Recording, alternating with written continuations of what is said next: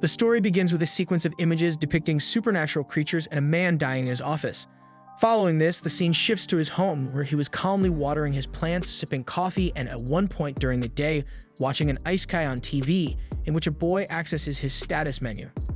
Shortly after, while holding a tablet and browsing an online store, he is mysteriously transported to a forest of gigantic trees, where a strange little green girl appears near him.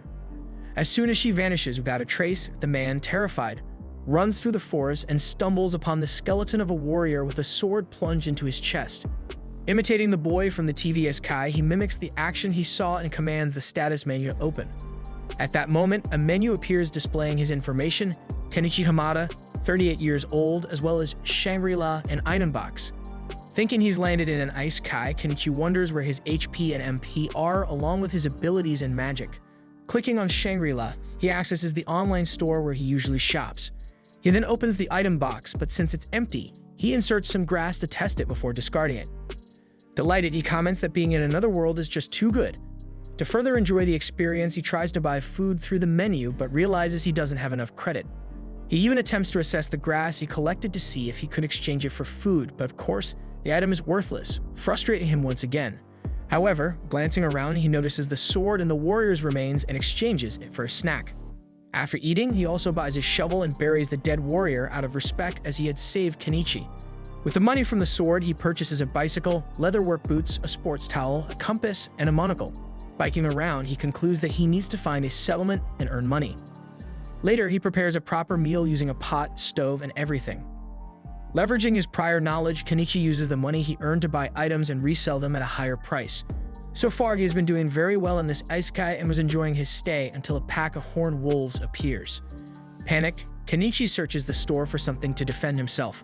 The first thing he sees is a bow and arrow, but having never used this weapon before, he decides to buy fireworks and a blowtorch to scare off the creatures. He throws the lit fireworks towards the pack, and the wolves back off a bit, but they don't give up and stay nearby. Not wanting to be outdone, Kenichi buys a slingshot and shoots at the wolves several times. This time, the wolves finally flee, allowing Kenichi to escape as fast as possible on his bicycle, delving deeper into the forest by late afternoon. As dawn breaks, he is exhausted from such an intense escape. Lifting himself up, he wonders if he has reached the edge of the forest. To check for himself, he buys a ladder, and upon climbing it, he spots a city protected by walls. In other words, now he can earn money. With this in mind, he purchases black pepper and a leather bag to try his luck within the walls. On the way, Kenichi is nearly run over by a young man driving a cart and is surprised to hear him speak Japanese, indicating that communication with the local people is possible. The cart driver offers a ride to Dahlia, assuming that's where he is headed. The young man introduces himself as Fio, a merchant. Inside the cart, there is a woman whom Fio introduces as a traveling bard and companion. After Kenichi states his name, the merchant notes the man's strange clothes and name and inquires about his intentions in Dahlia. Kenichi says he wants to do business, but Fio points out that he has no luggage, leading him to suspect that Kenichi has an item box. The bard conjures her bandolin using hers and plays a song about the fine rain that brought the man and the wind and rain in his trail of journey. His journey will begin from there. Sometime later, when they arrive in Dahlia, Kenichi helps Fuyu unload some boxes. In gratitude for the ride, he gives the merchant some black pepper. Fuyu wonders why he wants to sell such a dangerous item, as Bakeopa, the spice syndicate, holds the monopoly in the region, and this pepper falls under that. If those guys see Kenichi selling this spice, the foreigner will have trouble. However, since it's a personal gift, Fuyu insists on paying because, according to him, local merchants love to buy things cheaply, but never accept anything for free. With that, he gives Kenichi some strange coins and leaves. Kenichi examines the coins in the item box and sees that they are 1 copper, 1 square silver, and another silver. Since the value of these coins is described, he makes 108,000 yen, roughly $700, something he could never have imagined. By late afternoon, he goes to a tavern, where a girl greets the customer, claiming it is the best in Dahlia. Kenichi informs her if he came to stay, so the girl charges 1 copper coin for lodging or a small square silver for 2 meals. As he only wanted lodging, the visitor pays the copper coin, but when he needs to sign his name on the tavern's list, he remembers he doesn't know how to write in the local language. The girl notices his strange clothes and asks if he's looking for an intermediary. Actually, Kenichi tells her he intends to do business on his own. However, she explains that the Merchants Guild will not register someone who cannot read, write, and calculate. The man corrects her that he knows how to do these things, but perhaps not according to local culture. Then the receptionist asks him to imagine if she has 4 bags containing 12 rinkas each, how many rinkas she has in total. Kenichi answers 48, and the girl is impressed with the mathematical talent of this genius.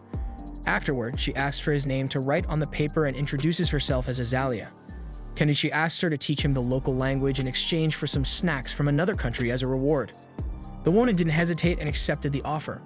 After enjoying the sweets given to her in Kenichi's room, she became so enamored with them that she made a point of mentioning that there was nothing like it in the kingdom of Kaden. Fulfilling her part of the agreement, Azalea taught the foreigner the native language of Kaden, and he discovered it wasn't so different from Japanese, with the numbers using the same decimal system and digits handled in the same way as Arabic numerals. While posing for a drawing and seeing how quickly the man learned to read and write, Azalea imagined that he would soon become a great merchant and consider becoming his lover. However, Kenichi thought she should avoid an old man like him, especially since he was old enough to be her father. Sometime later, Kenichi finished the drawing, leaving Azalea delighted, feeling noble for having been sketched. She then hugged the man affectionately, emphasizing that he had given her sweets and made her portrait. With that, she dragged the man somewhere and turned off the room light. The next morning, Kenichi went to the guild to register, and the receptionist asked him to fill out a form. Noticing that the papers were handwritten, Kenichi guessed that they had not yet discovered printing. After completing the paperwork and being charged a silver coin for the registration fee, nearly 50,000 yen, which would seriously dent Kenichi's wallet, he requested to pay in installments. As this was possible, the woman handed a guild ID to the foreigner. Kenichi was to keep this ID visible while conducting business, which is why Fuyu had one with him. After leaving the guild, he walked through Dahlia's market and noted that 2 lightly brown sheets of paper cost 1 copper coin, a simple dish cost 1 small square silver coin, and a low-quality knife cost 1 silver coin, which he found expensive. Suddenly, a girl approached Kenichi and offered 10 tricolor fruits for 1 copper coin. Wanting to try a variety, he picked several and took them in a bag, though he had no idea what type of fruit they were. To find out, he stored the food where the names were written. The fruits were called Rinyos, Rinzis, and Rinka, the latter of which Kenichi gave to Azalea when he returned to the tavern. The girl was overjoyed with the gift, as she loved that food. When Kenichi returned to his room, he examined his ID until he fell asleep. At dawn, he impressed Azalea by showing off his carpentry skills, setting up a sales booth by himself. Moreover, the woman noticed the nails he used and explained that hers were too weak, so she wished to buy the ones he had. With this, Kenichi envisioned a profitable business opportunity with that product. Later, he went to his street space to summon his booth that was stored in his item box. A merchant next door glanced at the foreigner's products and showed interest in the nails. Kenichi told her they cost 1 copper coin for 5, so she bought that quantity and introduced herself as Anama. As the hours passed, no one visited their stalls and Kenichi started to get bored. However, as time stretched, some people began showing interest in what he was selling in his booth, especially the nails, brought some traffic on the first day. Anama commented that the nails were selling well and thanked him for drawing customers to her stall too. Grateful for the recognition, Kenichi realized he had made 15,000 yen in profit.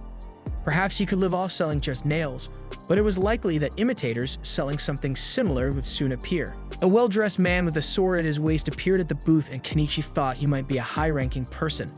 The man asked to see a knife, and upon testing its sharpness, inquired about the price. Kenichi said it cost 2 silver coins. The buyer found it expensive, but having never seen such a perfect blade, he understood its value. He then asked if the seller had anything bigger than the knife, and as Kenichi didn't, he checked his shop menu while reflecting that finding something larger would be difficult. Nonetheless, he eventually found a hunting sword and offered it to the interested party, who was impressed by its beauty. However, when he heard that it cost a gold coin, he internally struggled with the desire for the item but thought it was too expensive. Kenichi wondered if he had charged too much, but knew he had to take what he could from those who could afford it. In the midst of this, a catwoman approached the booth, sniffing around until she licked Kenichi's nose. Then she was punched by 3 beast men who were following her mildly. Kenichi was startled, having never seen such humanoid creatures before, while one of them ripped off the tarp that served as the booth's roof and showed a willingness to pay for it. Kenichi agreed to sell, but the calculations he made to charge for the 3 tarps the buyer wanted confused the beast people, who suspected the seller was a swindler. However, the swordsman assured them that the seller was correct, and embarrassed by their own foolishness, the beasts left with their tarps. Afterwards, the swordsman decided to buy the sword. After the day's work, Kenichi paid for 5 nights of lodging. Meanwhile, at a mansion, the maid Margaret showed the nails she bought to her mistress, Primula. Impressed by the quality of the items, Primula decided to also sell them in her store. After all, the motto of the Mallow Mercantile Company was, "Never let an opportunity pass by." Returning to Kenichi, he decided to take a hot bath before nightfall. He thought about buying a bathing barrel, filling it with river water, and heating it on fire, but if he wanted these luxuries, he needed to earn more. By the way, he wondered how this Shangri-La worked, since the products simply appeared out of nowhere for him. Reflecting on it, the merchant thought there must be some catch to this scheme, like a fee he hadn't discovered yet but was accumulating as he bought there. In the midst of this, a dirty little girl hunted a bird in the forest to eat. Her dream was to eat until she was full. Suddenly, a man shouted for anemone, so the girl ran off. The next day, Kenichi wakes up early again to set up his stall and continue with his plan. Just like him, Anama also repeats this routine with her rug. As he arranges the necklaces in the store, he reflects that they might not be quartz or diamond, but zirconium and cut glass should still be quite valuable in this world, and he thinks it would be nice if he could attract a woman's attention with them. Meanwhile, Anama approaches and, seeing the organized accessories, comments that the shopkeeper always has good items in stock and wants to know who the supplier is, but Kenichi smiles and replies that it's a trade secret. At that moment, Margaret, the same maid from yesterday, approaches Kenichi in search of 100 clothespins, which impresses the vendor. Calculating the money he will make, he eagerly separates the items while Margaret eyes one of the necklaces for sale. She asks if it is diamond, and Kenichi informs her that it was made from polished glass. In fact, it's zirconia, but the vendor keeps quiet about that. He says the item costs 6 small silver coins, and the woman is surprised by the low price and asks him to reserve it for her. When it's time to pack up the stall to leave, Kenichi is approached by the same beasts as yesterday. Miley sneaks up and smells spices on the merchant. Hearing this, the big guys beg Kenichi to sell them some spices, although the human has no idea what they are talking about. Anama intervenes and asks the beasts to stop making unreasonable demands on the new guy in the market, as it would be terrible if he ended up in the sights of Bakeuppa, the spice syndicate. With that, the trio of beast people bow to ask for forgiveness, while the surrounding inhabitants pay attention to the scene and wait for an outcome, imagining that the newcomer would never go against Bakeuppa, even if it involves the soul food of the beast people. Thus, Kenichi knows he cannot sell spices, but figures there's no problem if he offers food prepared with seasoning. So he will make the food just this once, but they must eat near the river on the outskirts of the city. Hearing these words, the beast dance with joy, and Anama asks to come along.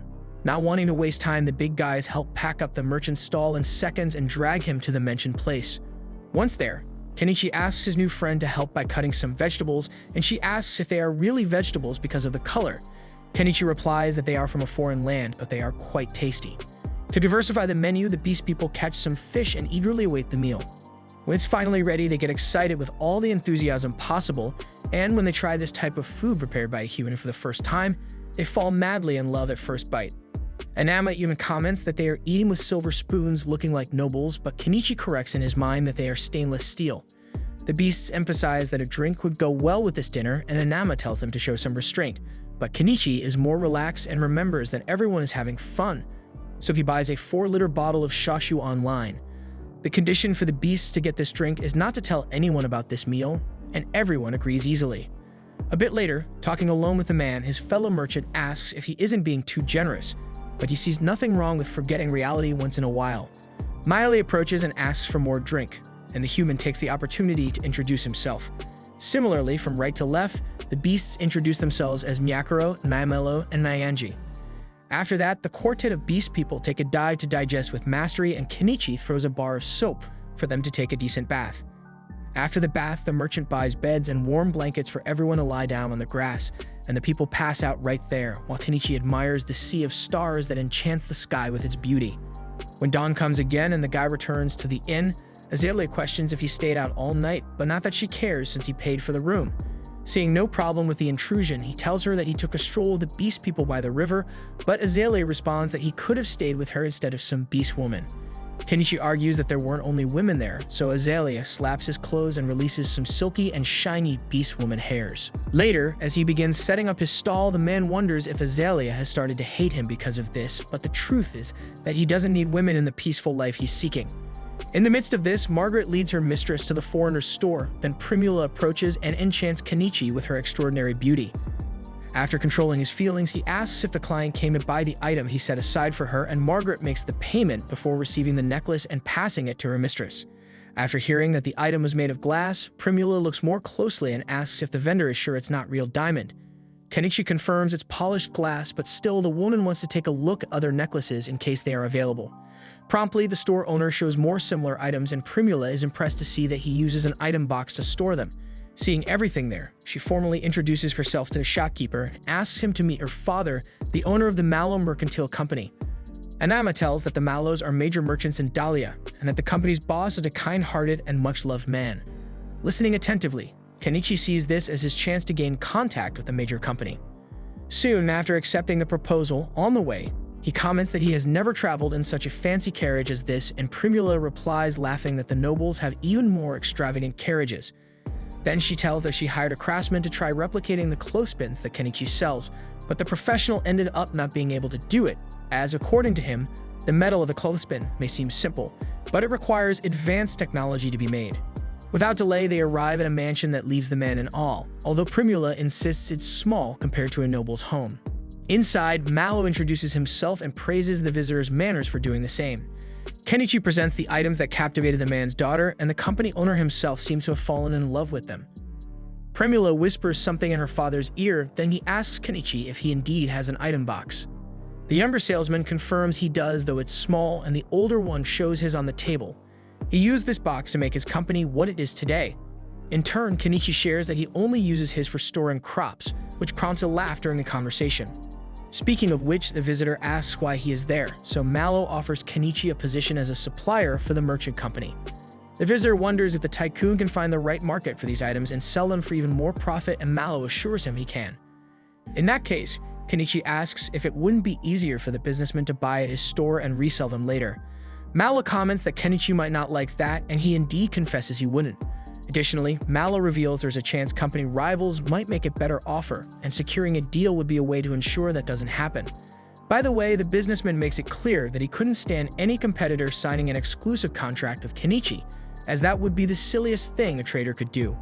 Moreover, one of the secrets to the great profits of Mallow's merchant company is, don't be fooled by the profit in front of you. You might miss an even better business opportunity. With that said, Mallow offers to split the profits 50-50, and Kenichi shakes hands with the experienced merchant. With that handshake, the rookie gains tens of thousands on items he could buy for 2,000 or 3,000, meaning the deal is in the bag. After signing the exclusive contract, Kenichi earned over 500,000 yen from the first products he supplied, such as the cameo brooch. Enamored with the brooch, Primula herself offered 10 gold coins for one, equivalent to 2 million yen, or about 77,000 Brazilian reais. Therefore, because of deals like this, Kenichi's balance in Shangri-La had already exceeded 8 digits, so he decided to buy a house. After all, now that he had money, the middle-aged man could start the peaceful life he always wanted. Always with this in mind, he crosses the outskirts of the city until he reaches the more remote forested areas. At one point in the forest, he decides he'll set up base there. However, when he returns to the inn and finds Azalea in his room, she warns him that the area is very dangerous. Kenichi acknowledges this and argues that he won't live too far from the city walls, but the girl insists that his desire is odd. In the following days, despite his friend's warnings, the man mows the grass on the plot where he will build his home using a modern mower, also purchased at the Shangri-La store, of course. The problem is that it runs on fuel, which is an issue. To solve this, the trader bought mixed gasoline for 2-stroked engines, which is quite expensive. After all, there's not much choice besides that, since they don't sell fuel there. Eventually, he builds a road leading to his land, and after that, cuts some trees with a chainsaw and an axe. However, after completing this task, he tries to store the huge logs in his item box, but it wasn't possible due to their size. To solve this, he summons the electric saw and splits the logs into smaller pieces so he can finally store them all. Once done, he discovers that the wood only fits if it's no longer than 10 meters. After that, seeing that night is approaching, the man decides to leave the rest of the work for tomorrow. When the sun rises again, Kenichi Hamada resumes work on building his house. Alone with a shovel, he digs around the extensive root of a tree to remove it from the plot where the house would be. However, considering he still has many others to dig up and he's already exhausted from the first, he throws in the towel and buys a backhoe. The problem is, he soon realizes he spent 1.2 million yen on impulse. To make matters worse, this vehicle runs on diesel, which they also don't sell in this world or at Shangri-La. To not waste the investment, the man buys kerosene for camping equipment, but before throwing in the excavator on a whim, he decides to test it on a diesel generator to avoid damaging the vehicle. In the end, after all this trouble, he manages to start the generator and celebrates his success. When night falls, Kenichi takes a bath in the nearby river, although he knows he needs to do something about the insects before they get to him. At that moment, the man remembers Azalea recommended an insect-repelling stone sold at the tool store near the market.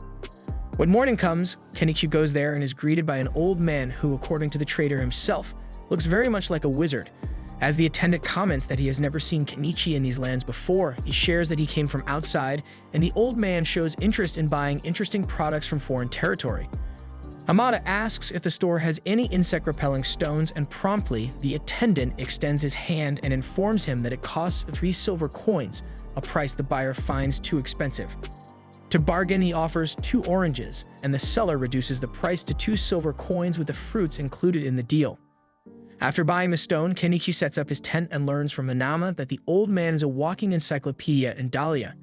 That said, the man notices a wanted poster on the wall. The criminal depicted is Shaga, the leader of the bandits in this area.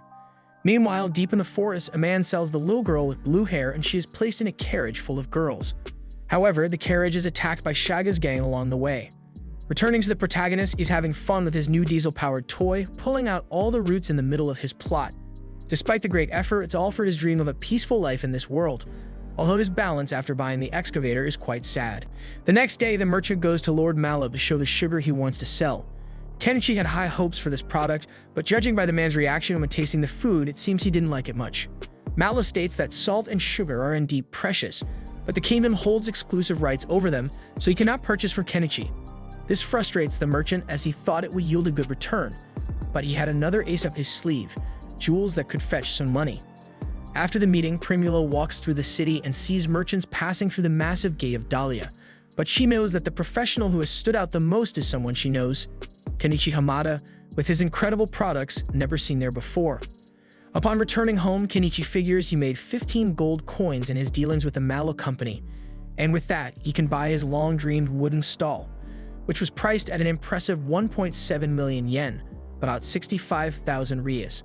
However, as soon as he buys the product at the store, the house is thrown to the ground completely dismantled. He reads the item's description and discovers that he had to assemble it himself, which is why it was so cheap. Not knowing what to do with all that wood, Kenichi sits atop the pile and laments the work he'll have. Still, he retrieves his tractor and gets to work. To improve his situation, the beast men he had met went hunting and found the man on the way.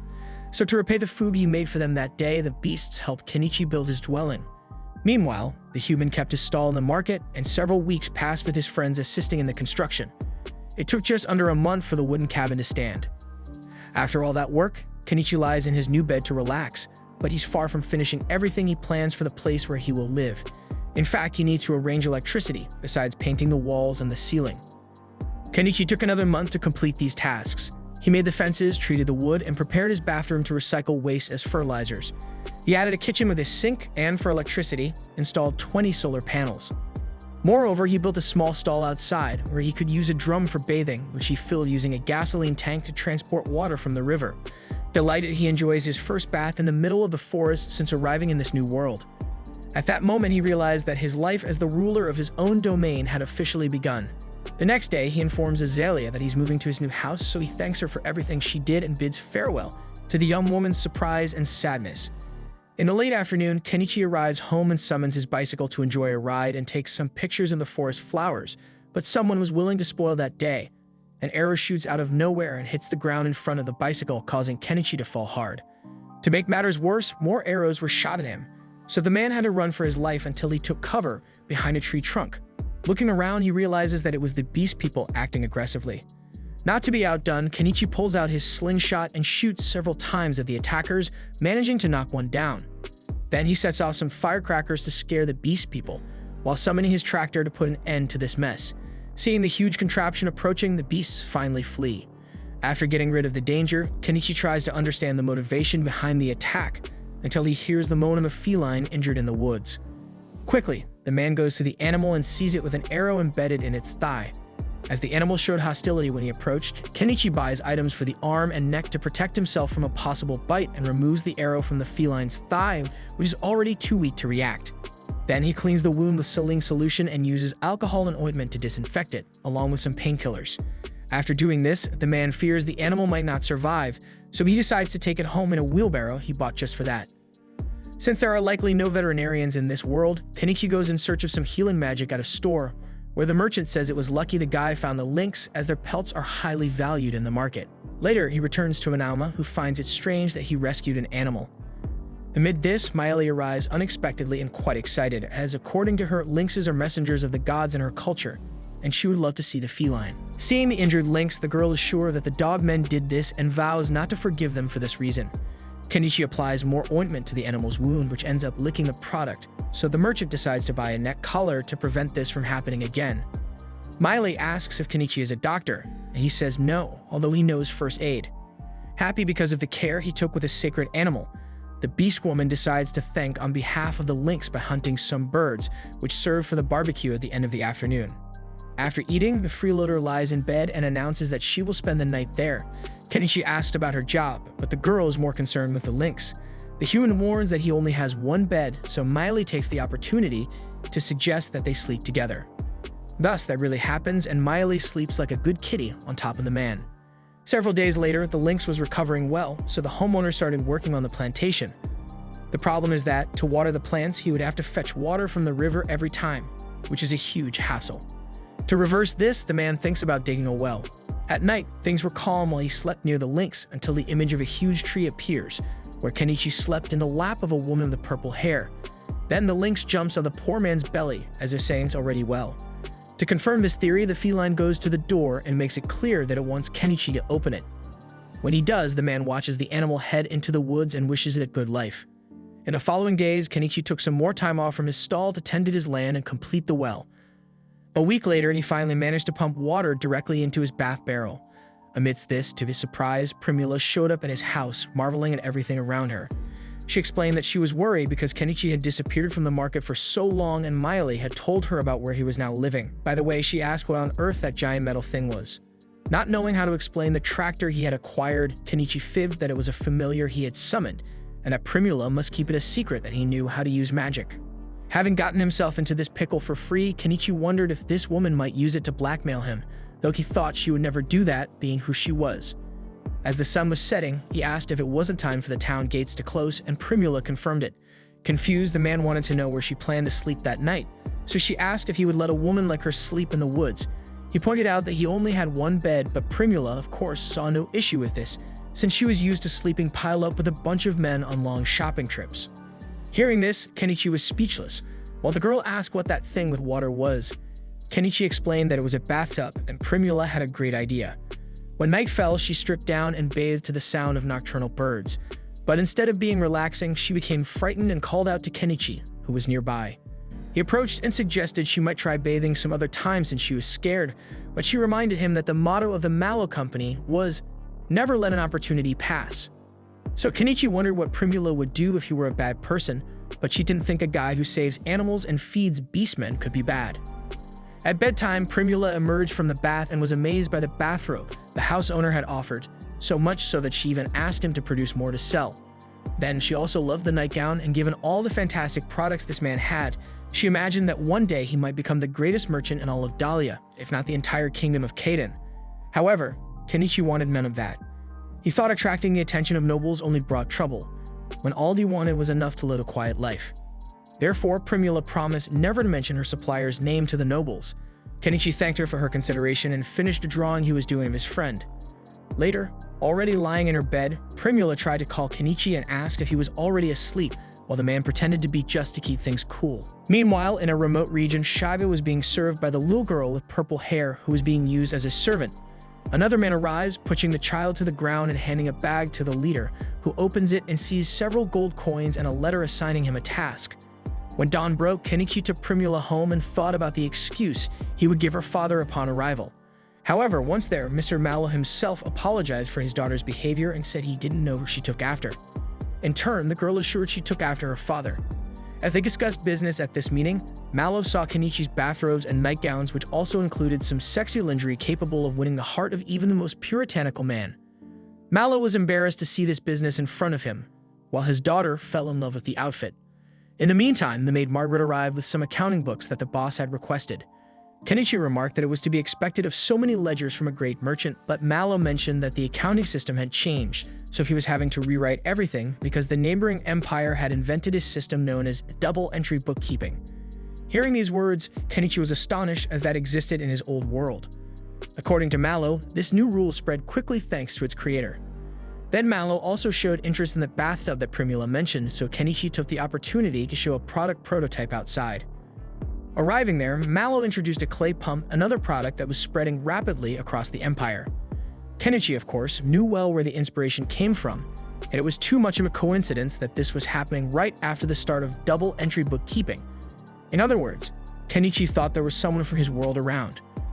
Frustrated with this, he showed the Malos a drawing of a bicycle that he was inventing named Dracena, but the two laughed at him, thinking that this odd thing was some kind of joke. After that day, Primula began visiting Kenichi more frequently. Tonight, she informed him she would be away for a month starting tomorrow. Kenichi asked if it wouldn't have been better for her to have slept at home, but Primula wanted to try out that lingerie the man had mentioned at the meeting. Kenichi asked if the girl was trying to win someone over. Then she admitted that this man was right in front of her. He couldn't understand how a young and beautiful woman like her could be attracted to an old man like him. But Primula thought he was incredible, and besides, her father wouldn't mind. Confused by this revelation, Kenichi asked for time to absorb the information, as something like this involved a lot of responsibility. Thus, Primula asked if they could at least share the same bed, and the man agreed, but only for sleeping. Later, while she was already asleep, he wondered what Primula saw in a guy like him. The next morning, the woman returned to town, so Kenichi was left alone at home, at least for a few seconds, because that armored warrior had just appeared at his fence. He introduced himself as Norseball and said he had been investigating rumors that a suspicious man had begun living in the forest. Then he found out now that it was just Kenichi. That said, Norseball asked what the heck those gadgets were. Since he couldn't call the gadgets solar panels, Kenichi tried to explain that it was something related to magic, meaning now another person had to keep the secret that he was in fact a mage. In this case, Norseball went a bit further and asked for a little favor, and Kenichi understood that he had to give up 3 steel ingots to buy his silence. Happy to have material to forge a good sword, the warrior shares that a mage with a unique magic has appeared in the Empire, capable of producing a large quantity of a yellowish sauce called mayonnaise. By the way, it's said that this guy defeated a dragon using mayonnaise. Knowing this, Kenichi realizes that this mage who has reincarnated in this world is really pushing the boundaries. 1 month later in the city market, Kenichi was waiting for the arrival of Malo's caravan as usual, when he noticed some people stirring about an attack that had occurred. When Margaret herself arrives to tell what happened, he finds out that things are serious. Kenichi made his way through the crowded throng where Mr. Malo was on his knees, pleading with adventurers to rescue his daughter, but the men refused to confront someone like Shaga. Some locals informed the businessman that the guild would need a few more days to organize the preparations for an expedition, but he was desperate and couldn't wait. Shaga's route consisted of 50 henchmen, so few would dare confront such a formidable gang. Meanwhile, the bandit leader threw Primula into a cell but noticed she hadn't shed a single tear, which was expected from the daughter of a major company. Shaga remarked that Primula was so beautiful it left men drooling, so at least one sleazy noble would take very good care of her during her stay. Back to Malo, he finally reached Kenichi with his plea, begging on his knees for his girl to be saved. At that moment, the man remembered the times he had spent with his wife and impulsively said he would help. As soon as he said this, Kenichi knew he should have thought it through better because this was a real war situation, and he was just an amateur. Yet, if he did nothing, who knew what could happen to Primula? Moreover, he now had the Shangri-La, which would be a great help. Speaking of which, Kenichi asked for money in advance to make the preparations, and Malo handed over 10 million yen without a second thought, approximately 383,000 ries. Then Kenichi learned that Shaga's base was 50 kilometers south of Dahlia, in the ruins of an ancient castle in the mountains, meaning he would need a vehicle. After choosing one in the virtual store, he announced to all present that he was about to use summoning magic for something huge, so everyone should make room. With that, Kenichi dropped a Yatsubishi Gallop truck in the middle of the square and told the people that this iron carriage could do everything he commanded without horses, and he would carry all who joined this fight, providing the best weapons for those who boarded. He also mentioned the hefty reward for Shaga's head, making this a chance for those who wanted to get rich. However, despite the merchant's efforts to persuade people to board, no one dared confront Shaga. For a moment, Kenichi found himself alone on this impossible mission, until he heard a meow in the crowd. It was the lynx with a pigeon in her mouth who climbed directly onto the truck, showing she was willing to accompany the man who had saved her a month ago. Along with her, another feline showed up to join the convoy, Miley, accompanied by her partners Nakuro, Naimelo, and Mayanji. Soon, Miley received a state-of-the-art composite bow and admitted she never imagined seeing something so well made. The other members of the beast folk were also gifted with modern blades, much lighter, more practical, and durable than they were used to. Norseball then appeared to join the group with his latest sword crafted from resources provided by Kenichi, the Great Wolf Fang. According to the knight, hunting Shaga would be a worthy first battle for his sword to gorge on the blood of those villains. Kenichi found this a bit scary but didn't object to the man's presence on the truck. Then the old tool shop owner came forward to join the team. Kenichi warned that it was too risky for an elderly man, but the old adventurer demonstrated he still had a lot of fight left in him by summoning a powerful fireball on the ground. Lastly, even Anama showed up to climb on the truck, arguing it was cruel to leave her out. Kenichi reminded her it would be a bloody fight, but she insisted she could at least prepare the food, promising to run if things got too hot near her. With that, Kenichi pulled the woman onto the vehicle. After this, he asked again who else would join the group to face Shaga, but as he repeated the announcement, people definitively left until no one else remained. When Kenichi realized the group was formed, Malo asked to come along, but the merchant said the man should tend to his wounds first and save a beautiful smile for when his daughter returned home safe and sound. With that settled, Kenichi went to the Adventurers Guild and accepted the mission to hunt Shaga, also paying a silver coin to register with the guild. Afterward, he departed with his companions towards their goal, leaving the incredulous crowd behind as no one imagined such a small group would actually confront the most dangerous bandit in the region. Some even accused the group of running off with Malo's money without carrying out the mission, but despite the scorn, Kenichi and the others left to do what they had truly joined to do. After all, as he said, there comes a time when man must fight, even knowing he might lose. Actually, it was some old pirate who said that, but Kenichi liked the phrase. Meanwhile, Primula saw the door of her cell open, and a young girl with purple hair entered with bread to offer her. Seeing the little girl's belly rumbling, the woman let her eat the food, and although she initially insisted Primula keep it, the girl didn't press too hard as she was genuinely hungry and soon attacked the bread eagerly. Noticing that the little one was also a prisoner, Primula said they would leave together because help would surely come. The girl asked if it would be God's help, and Primula said yes, even though she was taken by surprise. Returning to the train responsible for the rescue, they continue their journey aboard the truck until they camp at the end of the afternoon. Kenichi prepares a soup of vegetables and rabbit meat with horns, and everyone is pleased with the quality of the food. However, the beast folk seem also interested in the cat food Kenichi bought for the lynx, so the merchant makes an exception and lets them try the cat food. Amidst this, even the old mage of the group joined in and gulped down the cat food. After the meal, Kenichi explains the strategy he wants to use. Morseball and the mage fully agree. The beasts admit they're not good at using their brains, so they leave that part to the others. Lastly, Anama says she will stay at the camp because she wouldn't be useful in battle.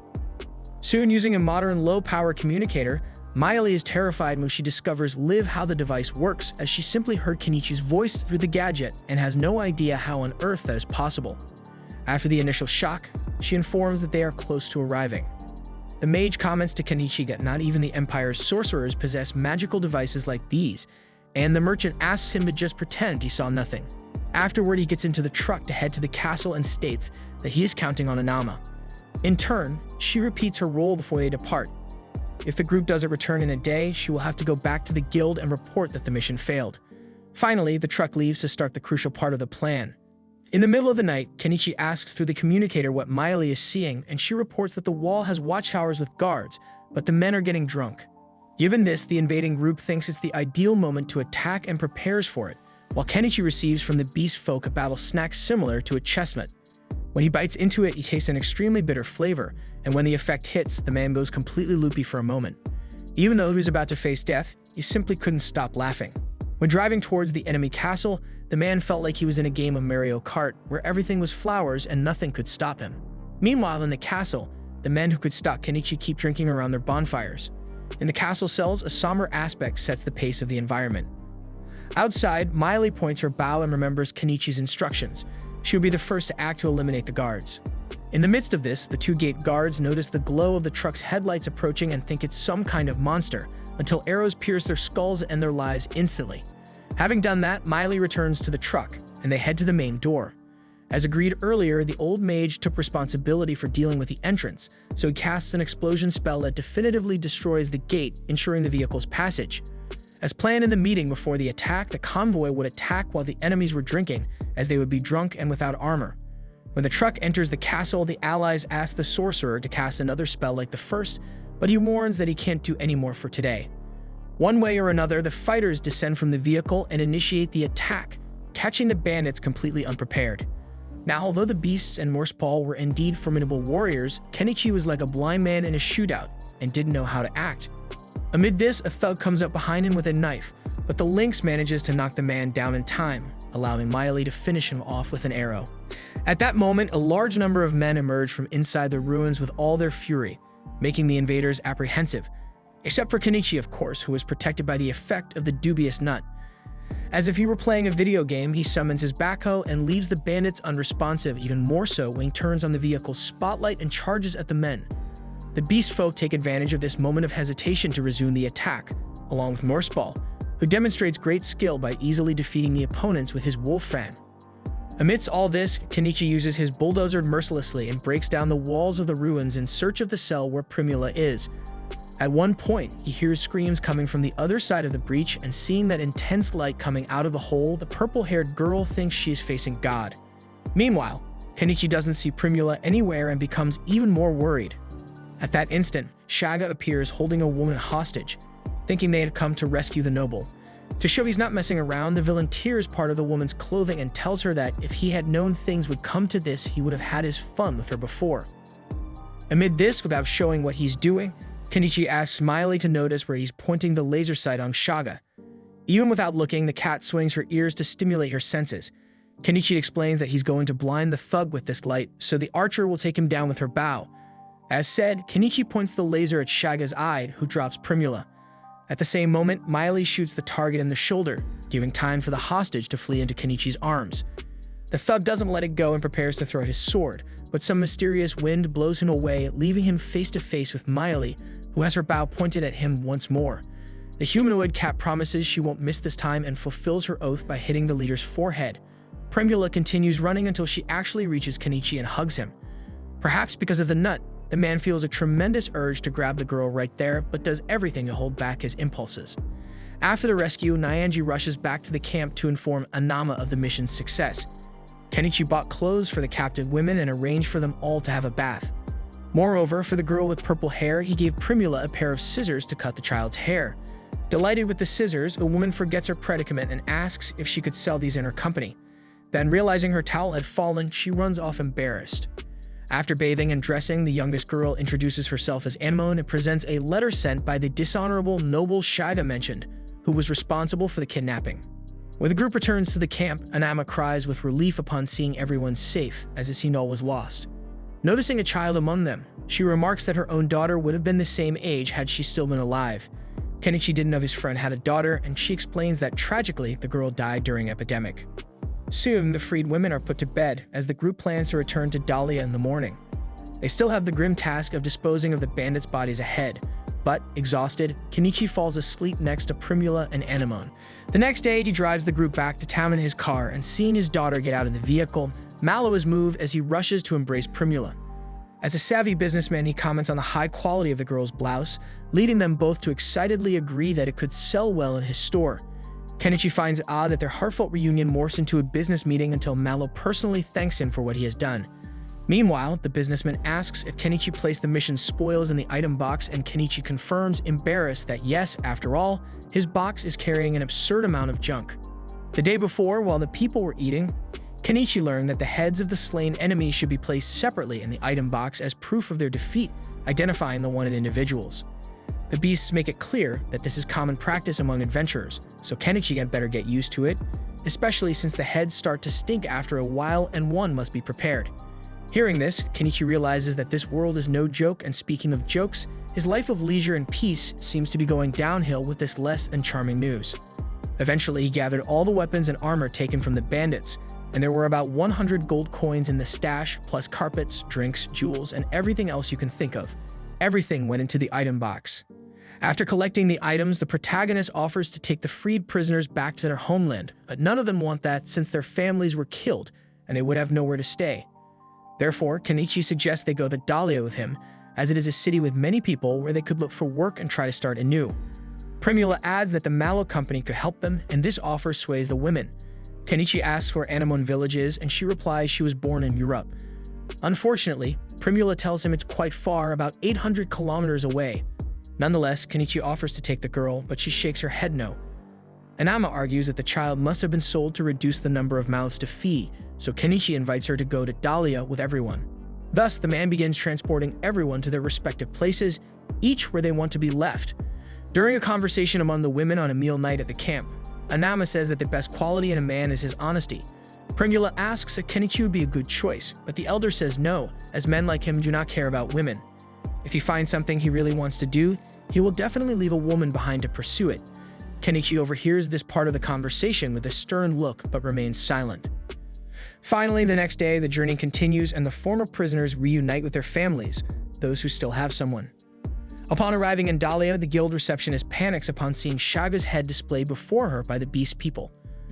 Another employee comes over and asks how many heads the adventurers have, and Kenichi answers that there are 52, shocking everyone. Later, as the guild members start examining the heads, Kenichi steps aside to catch his breath, but the wizard comes over and remarks that the young man's magic is exceptional, as is his item box, which will certainly complicate his life if the nobles discover what he can do. About this, Kenichi remembers that as long as everyone keeps quiet, everything will be fine, and if things get ugly, he'll leave right away. At this moment, Norseball arrives and announces that he's about to see the local lord, Count Asclepius. Kenichi asks if he will report that nobles were involved with Shaga, and the knight confirms.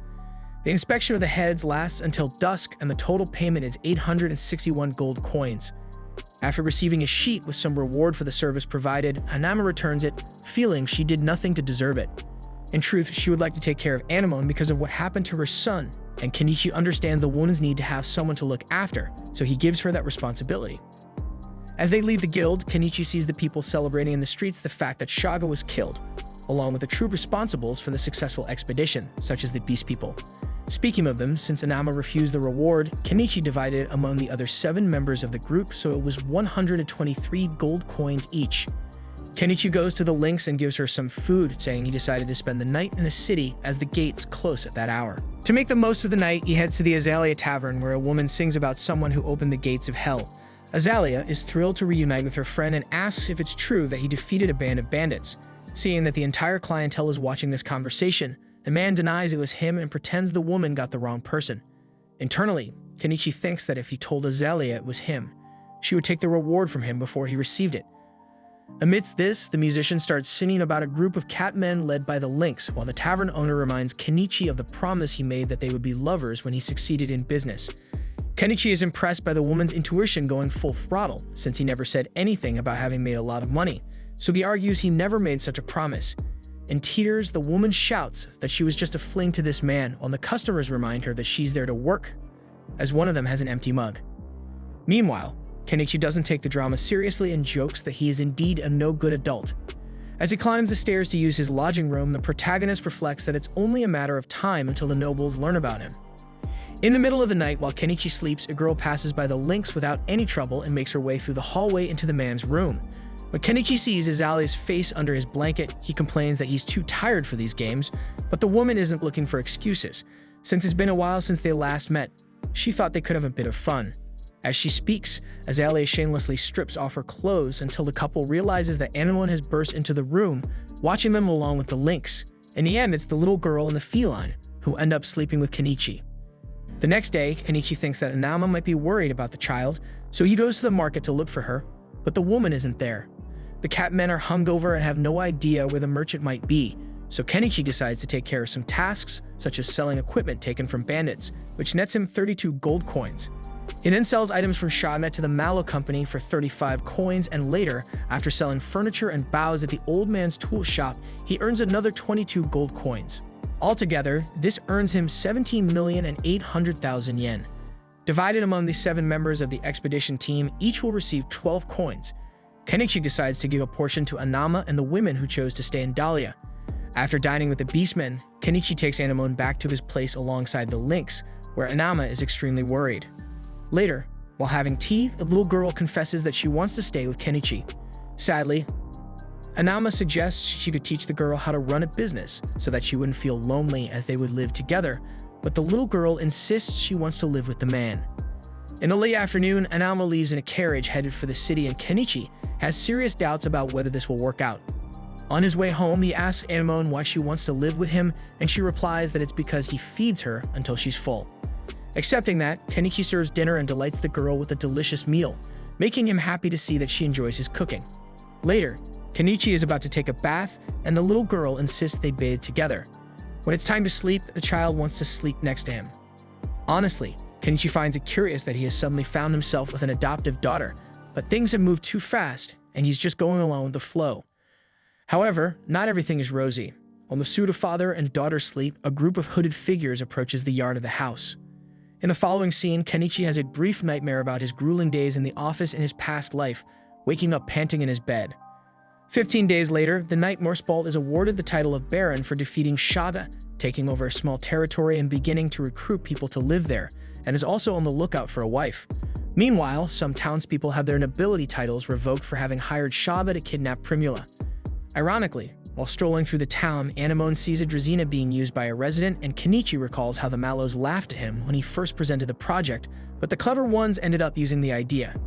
They even apologized for laughing at the foreigner and paid him 5 gold coins for the idea since, according to Mallow, one of the company's mottos is to always show gratitude for an idea. After the meeting, as they leave the company, the hooded figures continue to tail Kenichi and Anemone. When the review is complete, the group collects the reward and divides it equally once again. Kenichi returns the money he borrowed from Mallow to prepare for the mission, and then distributes a portion among the women he rescued.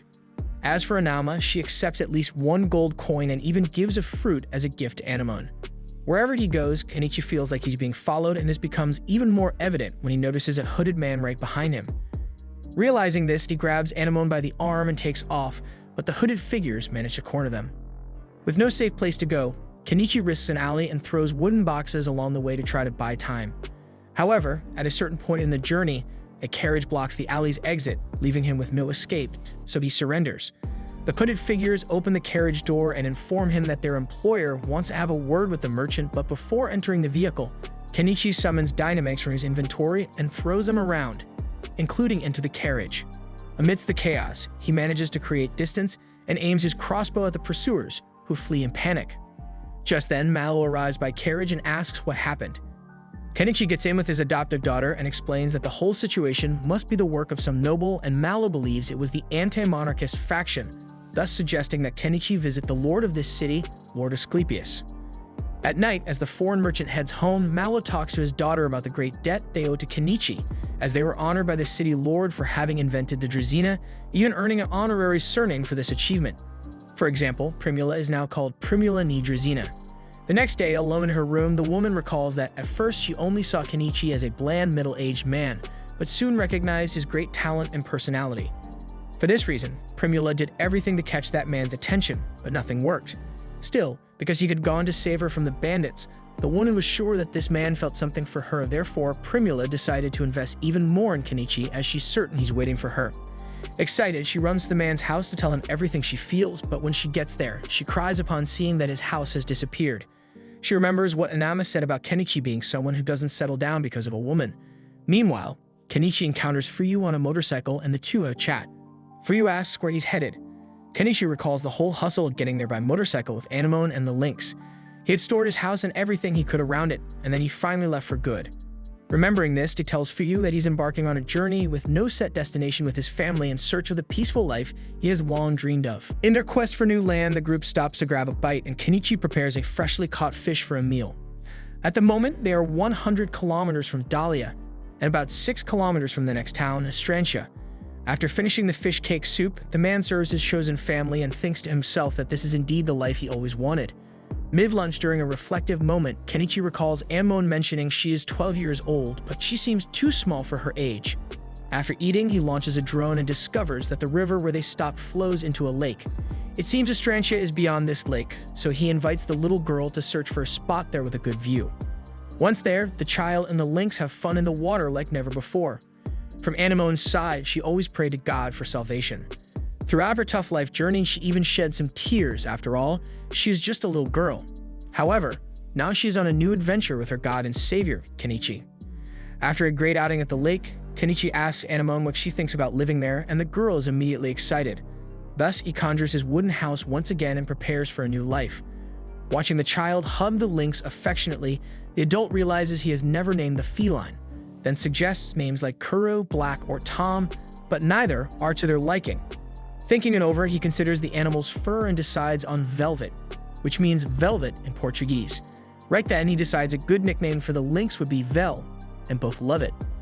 At night, the child writes her own name without needing help, and Kenichi celebrates her learning to read and write. Eventually, he checks and finds that the Shangri-La store doesn't sell diesel, so he uses kerosene for now, but would love to find a cheaper fuel. Once he saw on TV about biodiesel made from used cooking oil, so he buys some books to study the topic. Lying in his bed researching this method, Kenichi sees Anemone entering his room and taking an interest in the reading, even though she doesn't understand it. Kenichi explains that the book is not in this country's language, meaning the girl couldn't read it, but she says she could learn the language spoken in the man's country. With that, Kenichi buys a copy of The Little Mermaid and lets the girl learn some Japanese words on her own. The next day, while removing camouflage from his solar panel since it was sunny, Kenichi hears a noise in the bushes and, fearing it might be a monster, quickly buys a crossbow to handle the situation. However, Miley jumps out of the bushes with a bow on her back and yells that she finally found her friend. Right away, she complains about being left behind and having a hard time following the scent of the lynx and the carriage. Then Miley enters the wooden house and Anemone is happy to see her friend, and Kenichi informs that the Catwoman will live with them from now on. At lunch, Kenichi asks if Dahlia is still the same since he left, and the Catwoman says that Morseball proposed to Primula, and Kenichi imagines that this is the typical marriage for status. Honestly, he wished he had attended the ceremony. Later, the residents of the house take a bath to clean up and relax, and Miley discovers the wonders of a hairdryer, which in her case works for her whole body. The following day, she and Anemone keep an eye on the Little Mermaid book, and the cat finds the illustrations very explanatory. Listening to the conversation, Kenichi learns that even without knowing how to read, if it's an illustrated book, people can understand the story. So he thinks it might be a good idea to produce illustrated books about fairy tales from his world, but first he decides to ask the girls if there are some in their world. Right away, Miley mentions the Antique Queen and the Holy Knight, for example. Anemone adds the tale, The Forest Elf, and Kenichi shows more interest in the latter, so he asks the little girl to tell the story for him to note down. Anemone tells about an elf who lived in a forest and fell in love with a human prince, but all people from both races were against their union, and the elf nearly dies in a conflict that starts because of this. However, thanks to the power of the fairies, she escapes to a safe place, and the two live happily ever after in the depths of the forest. After noting each part of the story, Kenichi buys a mimeograph printing kit and puts into practice his plan to build books based on local tales, leaving Anemone and Miele amazed when they see in front of them a book ready with a story they've heard all their lives, something completely new for both. Suddenly, Kenichi notices a canoe approaching the riverbank, with a human and a beast man inside. Quickly, he tells the girls to go inside the house as there are people approaching and it's uncertain if they pose any threat. To defend his territory, Kenichi approaches the invaders with his crossbow at hand, but the man from the canoe explains that they are residents of Santanka, the village on the other side of the lake. Kenichi asks if there's any law preventing him from living there or anything of the sort, and the man replies that yes, but only if there are bandits in the area, so they came to check. Moreover, he observes that the intruder seems well armed, so Kenichi explains that he is a merchant who had trouble in his town and had to flee. At that moment, Velvet comes to caress her owner. Then the Beastman is surprised to see a large lynx so comfortable with a human, which means it's impossible for him to be someone bad. Thus, the human from the canoe trusts his partner's word and introduces himself as Crouton, while the Beastman is named Naanius. Next, Kenichi takes the two to the backyard of his house, where Crouton says he worked for the kingdom of Estrantia, thus he ends up taking care of these matters. Naanius sees the girls inside the house and comments to his partner that there seems to be no problem around, so the human agrees and apologizes for the inconvenience. Putting that aside, he sees the books produced by Kenichi and asks if they are for sale. Later, during a meal, Miley asks if the homeowner has sold his books yet, and he replies that Crouton has a daughter Anemone's age. After the meal, while Anemone stays home reading, Kenichi heads to the forest and stores medicinal plants in his inventory. Miley arrives and hugs the man from behind, whispering that Anemone is not around. Seeing that the cat was hinting at something, the human asks if she is in heat. In the following days, Kenichi builds an external shed and begins synthesizing biodiesel inside it. Wearing his hazardous material protection suit, the Japanese man feels such intense heat that occasionally he has to throw everything up in the air and jump into the lake to cool off. It was a dangerous job involving a deadly toxin, but if successful, Kenichi could create a much cheaper fuel. On one hand, expectations were high and he was very focused on this, but on the other, there was a certain little girl who was sulking because she hadn't been getting much attention lately. As if out of nowhere, Kenichi approaches the child and invites her to make a new illustrated book. Getting no response, he mentions thinking about going to Estrantia and invites his adopted daughter. Miley appears at that moment and accepts the invitation, even though she wasn't invited, so Anemone decides to join in. Since Miley had been to this city many times, she was responsible for showing the way while Kenichi and Anemone rode a motorcycle. Since they couldn't take the direct road there, they had to make a 10 kilometers detour. Upon arrival, Kenichi heads to the local adventurers guild and is greeted by a staff member who caught attention due to her extravagant physical attributes. After regaining his composure, the man informs that he wants to register at the guild. The woman asks for identification, so he shows the item that proves he is registered in the Merchants Guild and the Adventurers Guild in Dahlia. Miley, also wanting to register there, says she is a formal adventurer in Dahlia. After evaluating the man's ID, the receptionist apologizes upon discovering she's speaking to Kenichi Hamada, who defeated the feared Shada, but he asks the woman not to speak loudly to maintain his privacy. Amidst this, Anemone shouts that Kenichi is the strongest god that exists, leaving the man even more embarrassed. Regardless, the receptionist says the cost to register at the guild is 1 silver coin. After registration, the group heads to the street market of Estrantia, and Kenichi reflects that in this world, it's common just to boil vegetables and meats and put them in the soup without a base broth. Hence, he understands why Anemone and Miley are giving that unfriendly look without his special seasoning. Knowing this, he buys a bonito fish broth for the two to remember what real food is like. Amidst this, he notices 2 suspicious men looking for someone, while Cruton enters a dark alley with his daughter. Putting that aside for the moment, he continues his stroll through the market with the girls until they find a tool store called Snowflake.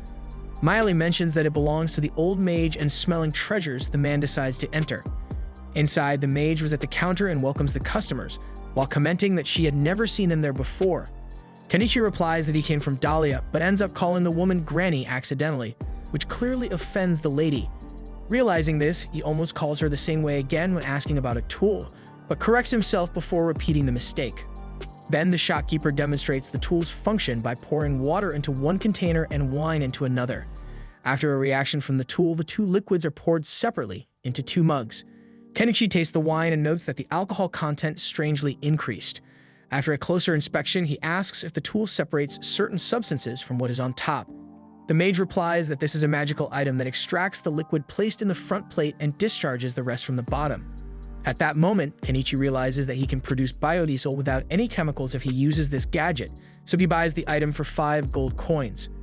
Then Anemone appears with a grimoire in hand, and Kenichi is excited to ask if this thing allows you to use magic by reading. Startled by the man's behavior, the lady explains that this won't be possible for those who have no magical power, but Kenichi is willing to take the risk and buys the book for 10 gold coins. He was eager to take it home, but the mage explains that grimoires need to be registered first, so the buyer must return in a week. As they leave the store, they encounter Nyanias on the way, but the beast was in a hurry and runs off with a bag on his back. With that, Kenichi gets worried and feels that he should head home as soon as possible.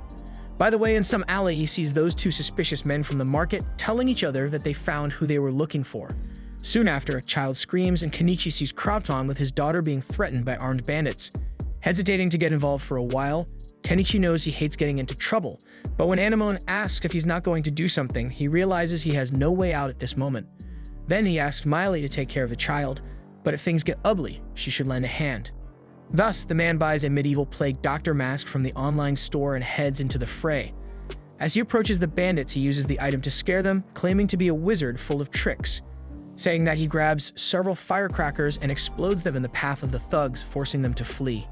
After that, Nyanias arrives and apologizes for only appearing now, explaining that he fell into the bandits' trap and ended up getting separated from his friend and his daughter. Later, Cruton explains that the armed men were from the Spice Syndicate, and Kenichi recalls that this syndicate in Dahlia is called Bacopa. Cruton adds that when he worked for the kingdom, he arrested a bunch of them, which marked him as a target. Then he explains to his daughter that this was the man who sold him the storybook, and the girl excitedly thanks him, having loved the story. Anemone shares that she helped make the book and asked to create a new story with Crouton's daughter, who showed great interest in doing so. Thus, the two introduce themselves and become friends, something that pleases Kenichi, as it's always good to see a child making their first friend of the same age. A few days later, Anemone eagerly awaits the arrival of Mary, who approaches by canoe with her parents and Nyanias for a visit. Kenichi had prepared a feast for the arrival of the new friends, who are amazed by the spices the foreigner used in his food. Afterwards, they spend the entire day having fun, especially the children, until the late afternoon comes along with time to leave.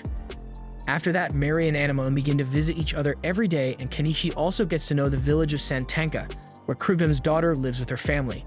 The two girls start working on an illustrated Cinderella story until one day, something happens. Barely able to breathe, Cruton arrives at Kenichi's house with a huge sack full of coins, stating they are all his savings. According to him, Mary is suffering from a high fever, and he hopes to buy any medicine from the merchant that works. It appears to be a region-specific disease, and most children who contract it don't survive even a full day. Hearing this, Anemone hugs her father in desperation and mildly remembers that the mage from Astrantia might be able to use some healing spell. Unfortunately, Crouton laments that he doesn't have the money to request such a service. So first of all, Kenichi buys medicine to reduce the fever and sends Crouton back to his village with all his money, promising that he will be there soon. Having done this, he leaves Miley to take care of Anemone and sets off on his motorcycle. At night, in the village of Santanka, the mage says that Mary has chicory fever, which is very difficult to cure with magic. According to her, a white flower called chicory blooms at the bottom of the forest at the spring that is the source of the river that runs through the village, and this fever can only be treated with its seeds. Thus, Kenichi, Crouton, and Naianias decide to set off in search of the cure, needing to return by at the latest tomorrow morning. However, as soon as the men leave, we see that the town's bandits have found Crouton's house and were lying in wait. Regardless, despite the dangers left behind, unaware of the ongoing misfortune, the group sent to find the cure presses forward toward the spring indicated by the doctor. Kenichi parks his motorcycle while Naianias hears someone approaching. Quickly, Kenichi draws his crossbow and aims at the source of the noise, but it was just the lynx emerging from the depths of the forest darkness with all its charm. After relieving himself, the feline's owner strokes her for a moment and buys an inflatable boat to cross the river. At one point, he finds the plant mentioned by the doctor and plucks one from the water to hand to Crouton, who is immensely grateful for the chance to save his daughter. However, not everything goes as planned. A large group of black wolves surrounds the explorers, and Kenichi believes these beasts are seeking revenge. Nonetheless, he won't back down at this moment, so he summons two swords to hand to his comrades.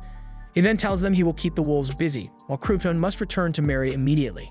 Both the man and Naianias are outraged at the thought of leaving their partner behind, but as Kenichi lights his firecrackers, the merchant insists it is for the best. After all, Mary is in a race against time. With no chance for argument, Kenichi immediately throws the firecrackers at the wolves to drive them away, and Naianias puts Crouton on its back and runs back to the village. The problem is that some wolves chased them and encircled them, making Kenichi think that Crouton is the target for some reason. Meanwhile, the henchmen who were after Crouton hide in the woods and vow to make the man pay for what he did, while a dog man seems to control the wolves with a flute. In the midst of the conflict, Naianias and his partner are violently attacked, but defend themselves with the swords, frustrating the bandits who had hoped for an easy surprise victory. To make matters worse for them, Velvet pounces and knocks down the two men and also climbs the tree where the dog man is and takes his flute. Because of the change in the behavior of the black wolves, Kenichi realizes that the humanoid dog controlled the pack with his instrument, so he orders Naianias to carry Crouton away as quickly as possible. The dog man manages to free himself from Velvet and goes back to controlling the wolves, but Kenichi believes that a cat man running at full speed will leave the lupines behind. However, for some reason, the black wolves stopped obeying the bandits' commands.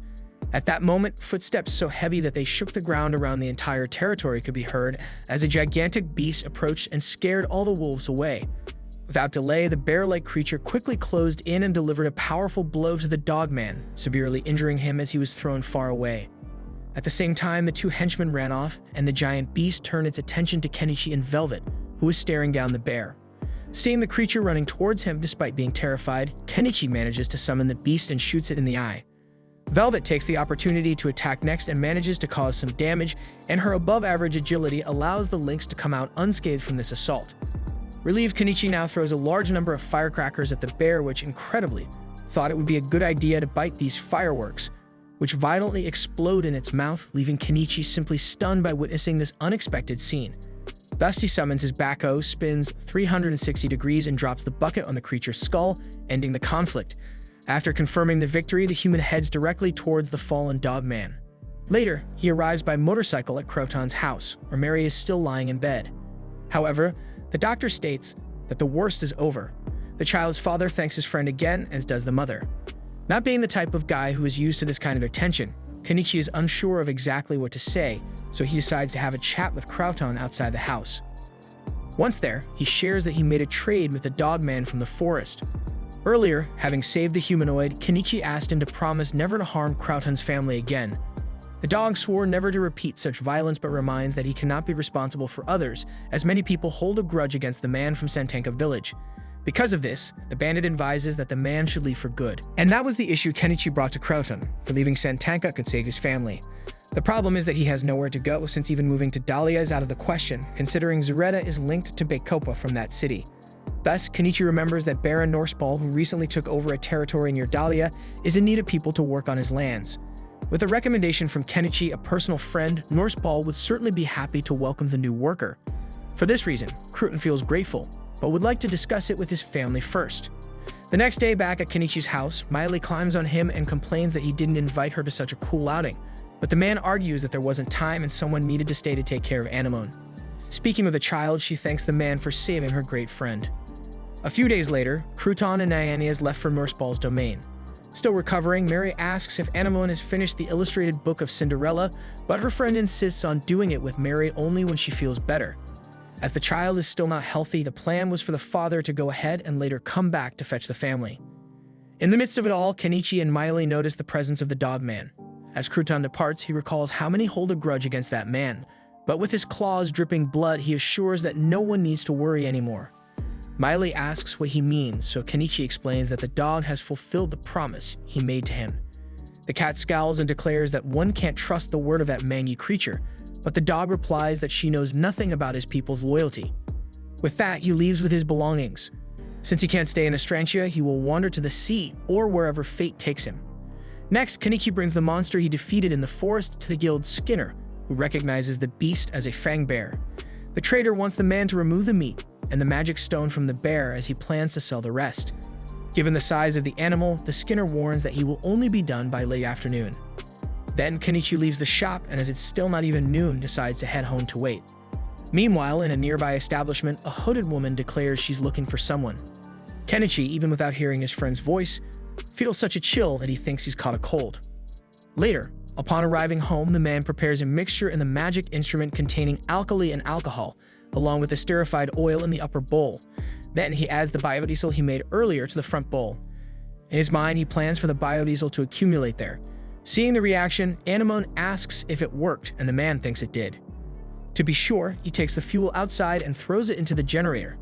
When the machine works, he celebrates the fact that he spent only 300 yen instead of 3,000 on this new biodiesel. After that, he prepares to go out and announces to the girls that he might spend the night in town if it gets too late. Upon arriving there, he enters the old mage's shop and accidentally calls her grandma again, but quickly realizes his mistake and corrects himself. The woman hands him the grimoire that was left for registration, and Kenichi notices a stone embedded in it. She explains that it's a magic stone linked to the enchantment recorded in the book, which he needs to learn the magic, otherwise it won't be activated. In the late afternoon, the trader returns to the Skinner and receives the separated meat and magic stone from the Fang Bear, and is informed that he should collect the payment for the materials he sold at the counter. Without delay, Kenichi goes to the cashier with striking features to collect the 4 gold and 2 silver coins she appraised, while the man tries to focus on the money and not on other more sensitive areas of the place. Soon as Kenichi leaves the guild, a hooded woman sees the man walking down the street, and the proximity of the woman makes Kenichi feel that same chill again. This gives him a bad feeling, as he remembers that he prepared the girls coffee at home and left the coffee ready, but he decides it's better not to spend the night in town. It's time to go home. Amid this mental turmoil, the man is surprised by a feminine touch that grabs his wrist. The mysterious woman sinisterly claims she finally found who she was looking for, then reveals herself to be Primula. Losing her menacing demeanor, she gives him a strong hug and exclaims that his sudden disappearance was a cruel thing to do. Kenichi argues that it would have caused trouble for Mallow Company if he had been caught by nobles, but the girl thinks the company knows how to decide for itself whether it is in danger or not. Realizing that the whole crowd is watching this discussion, the man asks for them to go somewhere more private, then the woman invites him to the hotel where she's staying. Once there, the two sit down at a table, and Primula recalls that the dress Kenichi designed was what earned her family a surname. Besides that, she lists various things the trader did for her and her father, and Kenichi can hardly believe he did so much for the Mallows, feeling instead that he was more help than helping. At one point, the woman slaps the table and says that's not all. As if that weren't enough, Kenichi Hamada saved her life from the dreaded Shaga and his henchmen. Wanting to escape all this attention, Kenichi mentions he heard that Primula was about to marry Baron Norseball and gain status, but she tells him she turned down that proposal. Changing the subject, the woman mentions that both Anama and the tool shop owner were angry that Kenichi left without notice, and he admits he felt guilty for doing so, but he remembers he didn't want to cause trouble. Hearing this, Primula insists that no one would mind, so the man cuts her off to say he understands, and that she can go back and tell everyone what happened. However, she doesn't want to return unless it's with him, and if he doesn't want to return, she won't either. Frustrated, Kenichi is surprised to have been found in Astrantia, and Primula reveals that she checked at the guild if he had registered in another city. Then she saw his name on the updated information list and hired a carriage to come. With that, without mincing words, Primula Mallow asks Kenichi to make her a woman that night. Kenichi stammers frantically as his neurons fry, but seeing that the girl won't back down, he invites her to the room where she's staying, bringing a smile to her face. Thus, they ascend to the room, and the young man compliments the beautiful setting. Fearing the man might flee, the woman begins to undress quickly, but to be honest, she preferred to take a shower first. Enthralled by the sight, Kenichi comments that she is beautiful just the way she is and, embracing her, confesses he's glad she is there. Hours later, the couple returns home, but Anemone seems jealous over the arrival of Primula. Similarly, Mallow's daughter complains that Kenichi left her behind but brought that little brat along. The man tries to explain that it's a long story and that, for example, Miley found him by scent. Suddenly, the Catwoman hugs the human tightly and shares how she always values the haste she has, but Primula pushes the beast woman away, wanting to know how Anemone ended up there. Kenichi argues that she's just a child and couldn't just be abandoned, so Primula decides to forgive her friend for today, leaving Anemone annoyed. The little girl asks if this lady is going to live with them because the house is going to be quite cramped, then the two exchange unfriendly looks.